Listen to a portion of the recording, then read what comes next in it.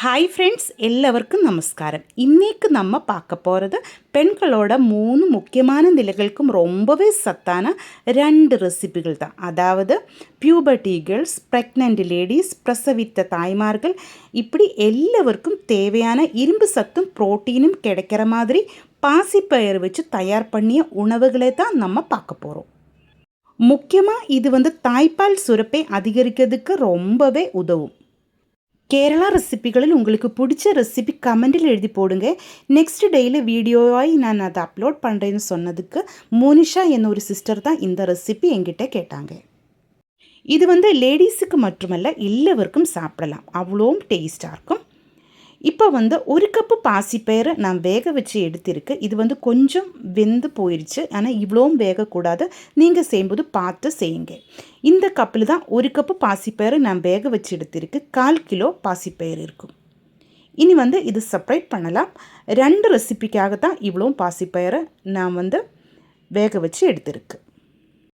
இது நான் சொன்ன மாதிரி 3 நிலைகளில் இருக்கின்ற பெண்களுக்கும் காலையில் இந்த ரெசிபி செஞ்சு சாப்பிட்டா தான் நல்லாயிருக்கும். பியூபர்ட்டி கேர்ள்ஸுக்கு கொடுக்கறதுக்காக நல்ல சூப்பர் 3 ரெசிபிகள் நம்ம சேனலில் முன்னாடி நான் அப்லோட் பண்ணியிருக்கேன். கேரளா ஸ்டைல் சுகியன், அதே மாதிரி நெய்யப்பம், உண்ணியப்பம், இந்த 3 வீடியோடையும் லிங்க் நான் இந்த வீடியோட கீழே டிஸ்கிரிப்ஷனில் கண்டிப்பாக கொடுக்குறேன். இப்போ இந்த வீடியோவில் ஃபஸ்ட்டு ரெசிபி நமக்கு பார்க்கலாம். அதுக்காக 6 சின்ன வெங்காயம், 2 பூண்டு, 1 பச்சை மிளகாய், 1/2 டீஸ்பூன் சீரகம், கொஞ்சமாக கறிவேப்பிலை, இவ்வளோ போட்டு நமக்கு மிக்சியில் க்ரஷ் பண்ணி எடுக்கலாம். இப்போது இது நான் மிக்சியில் க்ரஷ் பண்ணி எடுத்திருக்கு. இனி இதிலேக்கு 3 டேபிள் ஸ்பூன் பச்சை தேங்காய் சேர்க்கலாம். கூட 1/2 டீஸ்பூன் மஞ்சள் தூளும் நமக்கு சேர்க்கலாம். மிக்சியில் ஒரே ஒரு ரவுண்டு தான் நம்ம இதை அரைச்செடுக்கணும், ரொம்ப அரைஞ்சு போகக்கூடாது. பாருங்கள், இந்த மாதிரி தான் இருக்கணும். இந்த பாசிப்பயிறு ரெசிபி கேரளா மட்டை அரிசி கஞ்சியோட கூட நல்ல சூப்பர் காம்பினேஷன் தான். மட்டை அரிசியில் அதிகமாக ஃபைபர் இருக்கும், அதே மாதிரி நம்ம பாசிப்பயிரில் ப்ரோட்டீனும் இருக்கும். ப்ரோட்டீனும் ஃபைபரும் சேர்ந்த அந்த ஹெல்த்தியான ஒரு டிஷ்ஷு தான் கஞ்சியும் இந்த பாசிப்பயிரும். இனி ஒரு கடாயை நான் அடுப்பில் வச்சு சூடு பண்ணியிருக்கு. 1 டேபிள் ஸ்பூன் தேங்காய் எண்ணெய் ஊற்றியிருக்கு. இதிலேக்கு கடுகு போட்டிருக்கு. பின்னாடி வரமிளகாயும் கறிவேப்பிலையும் நமக்கு சேர்க்கலாம்.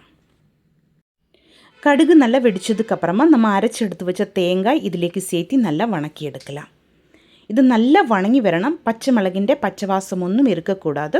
அதே மாதிரி தான் நல்லா வணங்கி வரணும். இப்போ பாருங்கள், இது ஒரு அளவுக்கு வணங்கி வந்துடுச்சு. இனி நம்ம வேக வச்சு எடுத்திருந்த பாசிப்பயிறுൻ്റെ பாதி இதிலேக்கு சேர்க்கலாம். பாசிப்பயிறு சேர்த்தி 2 நிமிஷம் அப்படியே லோ ஃப்ளேமில் மூடி வச்சு இது வேக வச்சு எடுத்துடணும். இப்போது பாசிப்பயிறு நான் இதிலேக்கு சேர்த்தியிருக்கு. 2 நிமிஷம் நமக்கு அப்படியே மூடி வச்சிடலாம். அதுக்கப்புறமா மூடி திறந்து இது நல்லா கலரி விட்டு எடுக்கலாம். இப்போ சூப்பர் டேஸ்ட்டிலே பாசிப்பயிறு தோரன் ரெடி ஆகிருக்கு. இந்த மாதிரி கலரி விட்டு எடுத்துக்கோங்க. இது கஞ்சியோட கூட சாப்பிட்றது தான் சூப்பராக இருக்கும். மட்டை அரிசி கஞ்சியோட கூட இந்த பாசிப்பயிறு தோரன் மிக்ஸ் பண்ணி சாப்பிடும்போது நல்ல சூப்பர் டேஸ்ட்டாக இருக்கும். நான் சொன்ன மாதிரி இந்த 3 நிலைகளில் இருக்கின்ற பெண்களுக்கும் இது நல்ல சூப்பரான ஒரு ரெசிபி தான். அவங்களுக்கு மட்டுமல்ல, எல்லாருக்கும் இது சாப்பிட்றதுக்கு சூப்பராக இருக்கும். கொஞ்சம் உப்பு கம்மியாக இருந்தது, அதனால் நான் இன்னும் கொஞ்சம் கூட உப்பு சேர்த்தியிருக்கு. உப்பு சேர்த்தி தான் நம்ம பாசிப்பயிரை வேக வச்சு எடுத்தது, ஆனால் அது கொஞ்சம் கம்மியாக இருந்தது. இப்போ பாருங்கள், நம்ம பாசிப்பயிறு தோரன் ரெடி ஆகிருக்கு. இதில் கடுகு தாளிக்கும் போது எண்ணெய்க்கு பதிலாக நெய் கூட சேர்த்திருந்தால் இன்னும் டேஸ்ட்டாக இருக்கும்.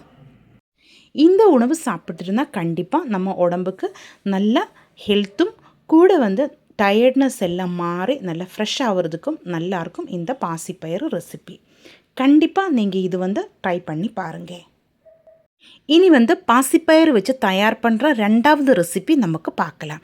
அதுக்காக நம்ம வேக வச்சு எடுத்திருந்த பாசிப்பயிறு மாற்றி வச்சுருந்தல, அது நமக்கு எடுத்து வைக்கலாம். இந்த ரெசிபி நல்ல சூப்பரான ஒரு ரெசிபி தான். இது எல்லாருக்கும் சாப்பிடலாம். காலையில் மட்டுமல்ல, ஈவினிங்கும் இது சாப்பிடலாம். சூப்பர் டேஸ்ட்டாக இருக்கும். இது எப்படி செய்யலாம்னு பார்க்கலாம். அதுக்காக ஒரு கடாயை நான் அடுப்பில் வச்சு சூடு பண்ணியிருக்கு. அதிலேக்கு 1 குழிக்கரண்டியில் நெய் சேர்க்கலாம். கண்டிப்பாக இதிலேக்கு நெய் தான் சேர்க்கணும். நெய் வந்து நம்ம உடம்புக்கு ரொம்ப ஹெல்த்தியான ஒன்று தான். இது நம்ம வீட்டில் தயார் பண்ணிய நெய் தான், கடையிலே வாங்குறதில்ல. இனி வந்து இது நல்லா சூடாகும்போது இதிலேக்கு 2 டேபிள் ஸ்பூன் தேங்காய் சேர்த்து நல்லா வணக்கி எடுக்கலாம். ஆனால் இது வந்து ஃப்ரை ஆகக்கூடாது, ப்ரௌன் கலர் ஒன்றும் ஆக தேவையில்லை. நல்லா ஒன்று வணக்கி எடுத்தால் மட்டும் போதும். ஸ்டவ் வந்து லோ ஃப்ளேமில் வச்சு இதே மாதிரி நல்ல கலரை விட்டு தேங்காய் வணக்கி எடுத்துக்கோங்க. பின்னாடி வந்து இதிலேக்கு 1.5 டேபிள் ஸ்பூன் வெல்லத்தின் தூள் சேர்க்கலாம். வெல்லம் வந்து நம்ம உடம்புக்கு ரொம்ப ஹெல்த்தியான ஒன்று தான். வெல்லத்தில் அதிகமாய் அயன் இருக்கும். அதனால உடம்பில் நம்ம பிளட் ஊறதுக்கு ரொம்ப ஹெல்த்தியான ஒன்று தான் வெல்லம்.